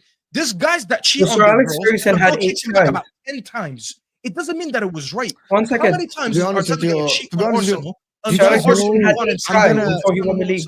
Hold on again. I actually now how many times is he going to fail at winning a major trophy until they say it's time to get another manager? That is all I'm trying to say. He's been here long enough. He's had a fair chance. Again, why can you not move him? Let's stop it finish. That's all I'm saying. Why can you not move him? How many times? That's the analogy I made. How many times is he going to cheat on Arsenal until Arsenal say, you know what? No more. I'm moving on to something else. Exactly. Why is there this notion that either Arteta shit or Arteta has to stay until he wins something? Why can this Arsenal team not win something with another manager? You know why? You know why that is, Staffy? Because people don't want to admit that they're wrong on Arteta. Exactly. You guys. Okay. You know what? There is From my perspective, the Arsenal board should do a tally and see what rivals want. And majority of rivals clearly want Arteta gone, so we should do the opposite. No. Hold up. I am Arteta. Wait. One second. I'm looking at all you guys. The reason why you guys all want Arteta gone, you see how much of a you're missing it wrong. I don't want Arteta run. I'm Arteta run. Hold up. Chess. 1 sec. I am Arteta run. Give him my lifetime deal. What we talking about? Don't put words in my mouth. I want Arteta to stay. And also, I'll tell you why, Egal, are you really convinced that Shez, Staffy, and Flawlees really want Arteta to come because they think he's gonna take Arsenal to the promised land and they're afraid? Be honest, Egal. Be honest. 100%. Because Wallahi, you would swear that you think like this. They seen how close we were. Where's my shisha? I need a shisha, bro. I'm telling you right now. I have wait. Egal, Don't this is speak to Egal. for me. I want him to stay. Yeah. He really thinks you really think that all this fucking conversation that these guys are trying to convince. 1 second. Hold up. No. Because we're not gonna put words in my mouth. So this is to Egal. Rivals see how difficult it is to play against Arsenal. This is to Egal. And this is to Arsenal fan. I want Arteta to stay. I want him to stay. I want him to get a lifetime deal. But what I can do on this show is take off my Manchester United glasses and put on just football logical glasses and go from an Arsenal fan perspective, because I can look at it from an Arsenal fan perspective and go, is he good enough for where Arsenal are trying to go to? No, he's been there 5 years, spent 700 plus million, and you lot have won nothing. He's not good enough. Maybe the squad was not good enough. Maybe the manager. One second. Maybe the manager. Maybe the manager is the reason why a team with Kai Havertz, Jesus, and Eddie Nketiah as their strikers. He signed his players. Let me respond. Maybe it's Arteta's genius is able to get a team with Kai Havertz, Eddie Nketiah, and Jesus to challenge for a league title versus Man City. He signed them players. But this is something that you guys keep ignoring. All these scrubs you guys are naming, but he signed getting us to a league title campaign to the final day. He signed, and what did you win? Big up, little man. And what did you win? Nothing. Why did I say confidently to you and Mo all last season, hey, Arsenal ain't winning nothing, all flawless, you hating Manchester because Manchester United are bad because you got this player. And what did you lot win last season? Well, nothing. The season before you go, Chess, the season before, all flawless, you just hating Arsenal are special, Arsenal are going to do this, that, and the third, you win nothing. The start of this season, hey, what? You know what? Arsenal ain't going to win anything with Arteta and that team. Or you just hating because Manchester United are bad and you got Ten Hag in charge and da-da-da. And guess what you're going to win this season? Nothing. And if you keep Arteta, you know what you're going to win next season? Nothing. What are you doing? I'll explain to you a simple thesis. I'll tell you why. Because they haven't seen league title for so long. They've been bantered, castrated, laughed at, everything. And a lot of their fan base online are 20s, maybe late 20s, early 20s, teens. They ain't seen no prems.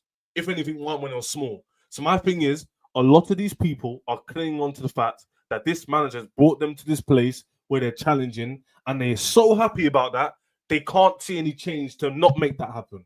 The risk of changing manager and that falling away is so high for these lot that they rather keep the guy and the devil they know than the devil they don't know. It's as simple as that. That's why you have a lot of fans that similar mindset to Egal. When you told them logical, I'm not done. One sec. You can speak after him when I'm done speaking. When Staffy says, which is facts, that things need to change, and he went on his speech, and I agreed with him, and you told us to Arsenal fans, logically, no bias, they'll tell you, yeah, but the board and the injuries, and the reality is, in life, winners are risk-seeking. They're not risk-averse. Mo didn't make his channel one day going, I'm going to maybe post a few videos. He was consistent, risked it, done a few things, invested, and look where he is now. That's how it works in life and business. But a lot of Arsenal fans are so scared of going back to the banter era, and they keep failing, that they'd rather keep Arteta and see how it goes. That's a failure mentality, because he's not won you anything. He bought these players. Who bought Havertz? Arteta. Who bought Jesus? Arteta. Who bought him? Listen, I gotta go, bro. Who dropped the mic? I gotta put him to sleep. But I'll tell you this: when it comes to Arsenal, I do think there's three types of fans. There's the fans who believe Arteta can do it. There's the fans who don't believe in Arteta, and there's the fans who are in the middle. And I think the biggest difference between Arsenal winning and losing this season is our forward line. I think you invest in this forward line, we easily go on to win. You guys are shaking your head, Staffy. Arteta had Arsenal going head-to-head with treble-winning Man City with Eddie Nketiah, Jesus, and Kai Havertz. 0 trophies in 5 years. But Egal has to be looked at as something. Egal, I hear this point. Statement. 1 second, Mo. You making that statement doesn't change what I said, because I didn't say he's a bad manager. I talked about the last 18 months, especially with the squad building and with the way. If you want to talk about the forward line, the biggest issue I have to why I don't want Arteta to get attacking signings next season and be here is because of the way he restricts his attack. Anyways, I don't think this Arteta that we're seeing this season, last season, is the same Arteta we've seen in the first 3 years or first 2 years when you were competing. I think he went back on that, and this is why I don't care. I'm a United fan, but as a football fan, I'm looking at it, and I don't think he deserves to be here and get more signings or try this. Someone else should take over this team, because this team is not as bad as people make it out to seem, and someone else can come in with fresher ideas and get some attackers, and maybe that could be the person to take over the line. When you talk like that, I'll be honest, I don't know if you believe in the manager or do you believe in the squad, because it sounds like you believe in the manager more than the squad, but yet you rate the squad. The fact that you are gripping on to Arteta so much and you don't want to let go of him is because you probably rate him more than you rate the team. And bro, I would tell you right now, if Saka wasn't injured, I guarantee you we'd win the league right now. That's what I would be saying. You still wouldn't. Okay. You still wouldn't. We'll That's the see. issue. Bro, we're 4 points off Liverpool with all the adversity. We still we have more points than we did. With same points. You believe that if you had Saka now, you would win the league, right? Yeah, Liverpool are slipping up massively. Saka was there the last season and you didn't win the league. Saka slipping up the last couple of games without Saka. If we had Saka right now, there's always going to be excuses for this. There's always going to be. Anyway, guys, Egal has to go. I'm gonna do the super chat so we can get out of here, people. I appreciate you, Egal, for being here. Let's respond to this. Omar is saying, I would be interested to see in summer what happens with the PR of Arsenal. We know they're going to sign players and they're going to keep Arteta. And Arteta might win next year, by the way. He might. He might win again. No, Mo is not actually wrong. Like, I'm actually not wrong. You know that. You know that factually. Mo, I think Arteta could be a very successful manager outside of Arsenal. I just think when you've been in this for 5 years and you haven't won anything major, I don't care to wait to see if you could win something. He's not a bad manager. But it doesn't change the fact that I still believe if you are why is he laughing? I don't know why you're laughing. Because you said that like you believe that. That's why I'm laughing so hard. But listen, I have this thing about big clubs. No big club should have a manager for 5 years without winning the Champions League or the Premier League. No manager. Exactly. No, at some point, you have to say, what's the limit? When do we say enough is enough and someone else deserves a try? Let me. Eddie's saying, why would Nico leave Bilbao mid-season when they are the best and the strongest teams in the UEFA Europa League? The final is at Bilbao, San Mames, to join Arsenal. Money. Super duper Mick, man. That's why. What is this? Maybe money, Eddie. I don't know. What is this? By the way, guys, by the way, Eddie's saying why, and I'm telling you, Nico Williams is not going to leave Bilbao now to join Arsenal. Also, there is another thing. Nico Williams wants 300k. Arsenal are not going to pay 300k to Nico Williams. I think that ship has sailed. Unless they can convince the guy to make 200k, he's on 300k euros, I think, which is 260k pounds.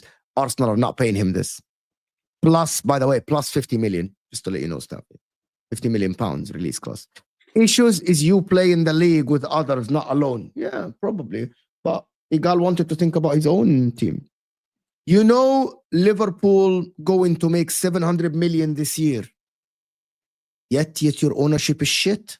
That's why you don't. Chat relate to. He's related to the money of Liverpool and stuff. Andrew's always complaining about Liverpool, but big up Andrew. Big up Andrew for making the statement. Appreciate you so much.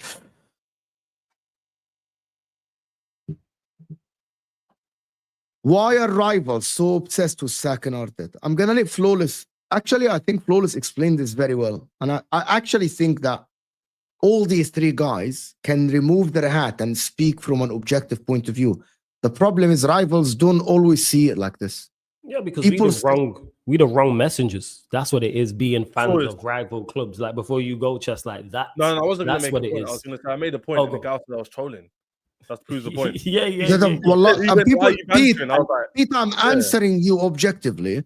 When I say that Arsenal should not keep Arteta if he doesn't win the Premier League or the Champions League, I'm not saying that because I believe Arteta is bad or I believe that I hate Arsenal.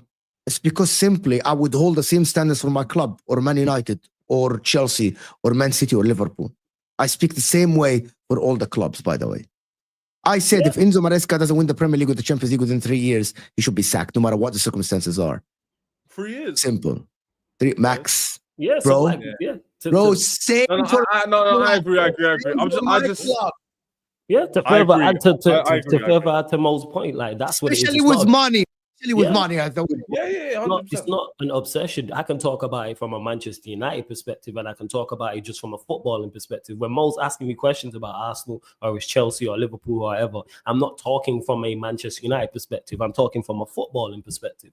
With Arsenal, once you've been at Arsenal Football Club, which is a massive football club, and you've been there 5 years and you spent 800 million, I'm not hearing about one injury costing you 700 because they like to correct you though. All right, yeah, sorry, my bad. Thank you, Mo. 700 million spent, and you talking about the squad shot, and one player cost us. Someone said that to me yesterday on my channel. Oh yeah, Egal, one player cost us. Egal, Kroenkes are big in Arteta. Arteta in danger. Kroenkes are shit. Listen, We can keep saying if. What if next season Arsenal sign a striker, but then someone, Odegaard, gets injured? Well, we're going to say another year as well? Because these things happen. These things happen as well. That guy is saying, Mikel Arteta begged for Havertz for centre mid. He filled the centre mid. Now he's a striker. That's 2 times on Arteta. 65 millions on a centre mid, a striker. That is on Arteta. He could have saved 65 million on an actual striker. It's fact. They got facts. Absolute facts. Bro, Mo, that's what I was trying to say. He signed a midfielder. He failed in the midfield. He moved them up front. Now they need a striker. And in the summer, they went and got Mainoo because they had to fix the Havertz mistake. So that's a 65 million pound player who's the highest paid, and he couldn't fill in either position. So you sign him, and you still needed a midfielder, and you still needed a striker. So it's like, do you want the reality? Let me tell you something, guys, before we go on, and I'm just gonna have 3 super chats and end the show. Wallahi, and I'm not gonna mention names. His knows exactly what I'm talking about. There are Arsenal fans in the summer that said that we don't want a starting striker, we want a different profile to come off the bench, because what if Kai Havertz continue in the same form that he ended last season? So they believe that Kai Havertz is the starting striker for them. And they should have signed a winger, bro. You know who's that on? It's on your manager. Yeah. We know this, though. We know this. So they just... Yeah, and this whole thing about, Havertz was signed as a midfielder. He was signed as an attacking midfielder. Is that not a part of the attack? Same way they claim Odegaard as an attack. Yeah, big up Samir. Big up Samir. Arteta has made mistakes, but we have been very unlucky this season with injuries and refereeing decisions. Clubs need to strengthen this window, otherwise top 4 is in danger. Big up Monte. Listen, if after 5 years of Mikel Arteta, if you don't strengthen, your top 4 is in danger, that means you are in a very bad place, by the way. Very bad place. Top 4 should never be in question. Maybe the league title, yes, but never top 4. Never top 4. With all due respect. He's gone to 2 extremes in this one super chat. In one breath, he's saying we're unlucky to not be top of the league, and then he mentions top 4. That's a big gap, no? Man, because of the injuries, because of Gabriel Jesus and Saka's injuries. So you're proving, what you just said disproves his point. Like, how are you dropping that? He's being honest with themselves. The performances have been poor before the injuries. Yeah. By the way, I've been lately getting a lot of people telling me that Arsenal have the same points as last season. We are in the same place as last season. Yeah. It's just Chelsea tacked more manager, but it's still shit with 1.2 billion. That is factually incorrect. And you're an Arsenal fan who's clearly rattled by what I say, so I'm doing my job correctly. Follow my channel, Ches99 Love. Chelsea are shit, but Chelsea with Maresca, they're gonna sack him if he doesn't perform. If he doesn't get top 4, if he doesn't get top 4, he'll be gone. Unless you win like an FA Cup and Conference League. I guarantee you, he won't be 5 years there, 700 million spent, and still be there. No way! If he doesn't get top 4 and 2 trophies, Chelsea factually that 1.2 billion, they factually bought some players that they flipped for more profit. Some of these players never even played for the club. So this squad wasn't 1.2 billion worth of investment. But they generated a lot of money. You're too astute. That's not how. There's so many uneducated people that speak, and I this is why I try to give a voice on YouTube, just because I want to educate people. But you are educating people, but you're the wrong messenger because people don't like you. Arsenal is a big club, and we should stop. And we should stop settling for second place. That is a win, super chat. See, that is a win, super chat. That's it. Trophies is all that matters at the end of the day. Arteta's day might be numbers. That's a win, super chat. Here you go. Oh, Mo. Imagine talking about today briefly. Imagine they drew today. Just imagine. I'm surprised we didn't talk about the game more. I'm actually upset. Yeah, we're like, imagine they drew. I don't think there is anything to talk about. The game. I don't Arsenal think they will will win this game with 2 plus goals. By the way, but I'm just Arsenal will win this with. Arsenal will win this with 2+ goal margin. Spurs are shit. You had 2 Spurs fans on the panel today, and you need to let us talk about our team. Spurs are not a big team. Spurs are not a big team. Spurs are not a big team. All rattling from rivals show how scared they are.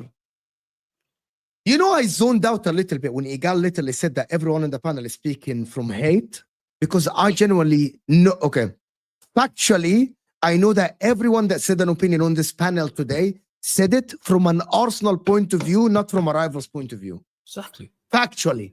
Yes. Because I know these people. I've been doing shows with these people for years now. Actually, they spoke from their perspective as Arsenal is their club. This is how would they think. 5 years, 700 million spent, and you've not delivered me a major trophy. Bye. What are we talking about? No. Not even an FA Cup. FA Cup, not even an FA Cup. Not the Carabao Cup. We're not even talking about Prems and Champs. You won't forgive it. We wouldn't forgive it. Us here, Inter, Man U, Chelsea. But you could somewhat, not justify, but you can make a reason. Not even an FA Cup. Wallahi, Pete, I feel sorry. Pete, I'm sorry. Thank you for the support for the channel. Big up, Pete. At the same time, if you think that means all YouTube is never objective. It's just all shit on rivals, banter. That's it. And you had one season where you spent 93% of the time on top of the league. Right message, wrong messengers. Maybe wrong messengers. Maybe if we the next time we lie, we say like we wear hats and then we say we're Arsenal fans, bro. Just to put I try to be objective. I just want to put it like this, bro. For Pete, you spent 105 million on a DM, and now you need a DM, and then you spent 65 million on a midfielder, and then the summer after you needed to get a midfielder, and now you need to go a striker, even though that 65 million got transitioned to a striker. It is factually very objective to say that some of the signings that Arteta made have kind of made this team struggle a little bit. I'm not saying struggle within being a shit team. It just wasn't good enough to make them a total winning team. He has to undo a lot of his mistakes in the squad building he did over the last 2 years. So I think it's very objective to say that maybe, just maybe, he doesn't deserve another summer. Maybe just give it to someone else to come in and try to fix this. I'm not saying the squad is shit. I'm just saying maybe someone else can come in with better ideas and fix this mess that he's made over the last 18 months. That's all. Thank you, SG, saying I'm in late 20 and I said I want Arteta to leave Arsenal. And I have told that Flawlees in a call-in show that Arteta ain't that guy. He has bigger SG. Yeah, he is bigger SG. Opinions differ, though. Opinions differ, but I want to appreciate it. But listen, guys, before you go on, shares his channel is in the description. Egal channel, of course, is in the description. Egal Talks Football. Shares his channel in the description. Staffy TV in the description. Flawlees, who's doing a watch along, I'm sure, for the Spurs. Yes. Absolutely. Yeah, I told he's a Spurs fan. Over in the playback. Yeah, on the playback. So go and support Flawlees. Support his channel on YouTube, of course. You'll find all the links to all his other places, Twitch and playback on YouTube as well. So go and support that. I want to thank everyone that supported the channel and tuned in. That was actually interesting show today. I didn't expect it to go this way, but a lot of Arsenal fans now, I think that anyway, I don't care. Whatever. I hope they come back. We're not trying to rattle anybody, yeah? It's all love. No, it's fine. Bro, if people think that and they watch, it's up to them. Win a trophy and it shuts us up. Bro, I will never change my opinion because I want a viewer here or there. When I praise Arsenal, I praise Arsenal because they're good. When I say that Arsenal need to change the manager, I say that because I believe that. That's it. Yeah. You know how you shut us up? Win a trophy. If he wins the Premier League or Champions League this year, you know what I do when I come back on the show? I called it wrong. Salute to Arteta, salute to Arsenal. They did the business. I called it wrong. Big up. That's all. Thank you. Appreciate you, everyone. I will see you guys. Yeah, by the way, this will take you to Carefree Lewis, who's live right now talking about Lewis live. Hey, run a shout out to Lewis. Actually, his stream is finished. Need to redirect to who's live. Egal is live. Someone is live. Maybe Hussam or something. Egal was putting his son to sleep, so he better not be live. Flawlees is. I don't know. Like it's Saeed's live. Saeed's live. Redirect to Saeed. Yeah, Saeed is live with Mandem Talk as well. So we'll see you guys soon. We're out of here, people. There you go.